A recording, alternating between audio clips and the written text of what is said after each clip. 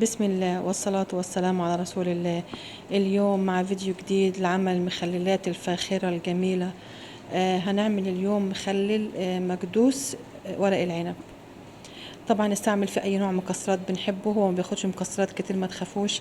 هو يعني اي نوع، بس احسن حاجة هو عين الجمل.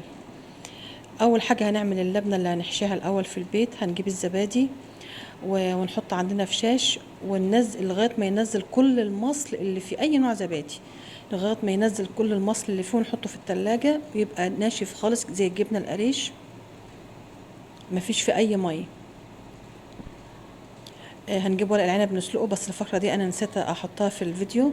هنسلقه عادي، يبقى قابل للاكل، يعني نسويه تسويه، مش تسويه المحشي بس اللي بين 5 دقايق ونحشيه، لان المحشي بيستوي مع المحشي، اما ده لازم نحطه مستوي لانه مخلل، مش هيتعرض لحراره تاني. المكونات هحطها لكم في صندوق الوصف كالعاده، ممكن تبدلوا فيها براحتكم اللي بتحبوه. عندي هنا الرمان فصصته. عندي مخلل الزيتون جاهز، هو محشي كده جزر. وعندي الفلفل مع الثوم، فرمته في المفرمه وحطيته في المصفى، نزلت منه الميه كلها. الميه دي جميله جدا لاضافتها للسلطات، لاي حاجه عندكم بتاكلوها، للمخللات، للفراخ، للحمة، اي حاجة عندكم. احط اي اعشاب ناشفة، عندي نعناع، عندي بقدونس، كله ينفع، كله ينفع مع بعض. همسك المقادير كلها امزجها مع بعض، ولازم نكون لابسين جوانتي علشان دي حاجة هتتخزن وتبقى نظيفة يعني، لان دايما على لحم الانسان بيبقى موجود بكتيريا وكده، فالاحسن يكون جوانتي عشان ما نمسكهاش بايدين، لان انا هنخللها في زيت الزيتون. هنمزج المقادير كلها مع بعض، وهجيب عندي مناديل محارم ورقية من بتاعة المطبخ، علشان اللبنة يبقى خلاص ناشفة ناشفة، أي مية زيادة تنشف كمان. ورق العنب يا جماعة نحطه كمان بعد ما نسلقه، واحدة واحدة على مناديل مطبخ، على أي حاجة قدام مروحة، لغاية ما تجف المية اللي عليه خالص، مش ينشف، لا تجف المية اللي عليه، ميبقاش عليه ولا نقطة مية، عشان الزيت ما يخربش ويعفن. هبدأ أحط اللبنة ونمزج المقادير كويس جدا، والملح طبعا عشان تختلط كل حاجة. وخلوا بالكم من النقطة دي، لازم نمزج المقادير كويس جدا عشان الملح ما يتركزش في جزء وجزء، لا، خلوا بالكم من النقطة دي.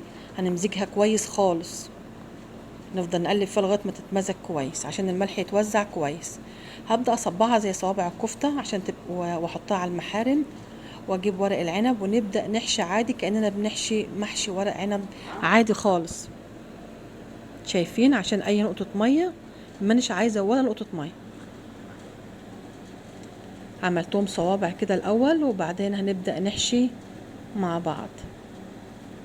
ممكن نحطه في بره التلاجة اسبوع، حسب ما يكون الجو. لو كان الجو حر هنحطه في التلاجة احسن، اذا كان الجو زي دلوقتي عندنا خريف، خلاص نحطه بره التلاجة، يعني هو بقاله اسبوعين بره التلاجة. بعد كده انا هحطه بقى، اذا كنت عايزه اخزنه شهور هحطه جوه التلاجة احسن. شايفين؟ بقفله من الجناب كأني بحشي خالص محشي رز. وهصفه كمان زي ما بصفه في حلة المحشي بالضبط، شوية بالطول شوية بالعرض، وفي برطمان زجاجي يكون معقم بالطريقة المتعارف عليها. وهنجيب زيت الزيتون البكر عصرة أولى على البارد، وننزل بيه نغطيه. إذا كان عندكم أي تقل تقدروا تحطوه على الزيتون، على اقصد ورق العنب، عشان يفضل غاطس في الزيتون وما يرتفعش ويعفن. خلوا بالكم من النقطه دي، وكل شويه يعني ودوا عليه شوفوه، عشان اذا كان ارتفع عن الزيتون نفسه ترجعوا تزودوه زيت زيتون. خلوا بالكم من النقطه دي عشان ما يعفنش ويبوظ. هننزل نغمره بالكامل، واول ليله ما نحطش الغطا محكم، يعني هنخليه كده زي ما هتشوفوه دلوقتي، نص نص قفله، عشان لو اي هوا ولا اي شيء يطلع. تاني يوم خلاص نقفله عادي. شايفين الغطا مش مقفول محكم يعني. تخيلوا بقى زيت الزيتون ده خد كل فوائد كل الخضروات دي، يعني هيبقى غني جدا. هتضيفوا له السلطه وهتستخدموه، مش هيترمى ولا حاجه. هتضيفوه على كل اكلاتكم وتعملوا به الزعتر، هيكون واخد الغذاء بتاع كل الحاجات اللي موجوده في المكدوس ده. المكدوس ده طعمه رائع، وهتبقى اضافه جميله قوي لسفرتكم. حاجة باردة وحاجة جاهزة، بتخزنيها لمدة شهور بل ممكن يقعد سنة. شيء رائع رائع رائع. شوف ابني دلوقتي بيفتح لكم واحدة عشان يوريكم ازاي طعمه جميل ورائع. وإضافة الرمان يعني عطى طعم جميل جدا جدا. يعني الطعوم دي كلها مع بعض في البق بقى، تخيلوها انتوا، جربوا بنفسكم. يا رب تعجبكم وصفتي، وحاولوا تدعموا القناة وتعرفوا عليها أصحابكم وأصدقائكم عشان تكبر لكم وبكم. المرء قليل بنفسه كثير بإخوانه. شجعوني على يعني إعطاء المزيد. جزاكم الله خير على المشاهدة. ما تنسوا اللايك يا جماعة، ما تنسوا اللايك فضلا وليس أمرا. يا رب فيديوهات تعجبكم، ودمتم في رعاية الله وحفظه، ويا رب أكون إضافة طيبة لأوقاتكم. والسلام عليكم ورحمة الله وبركاته.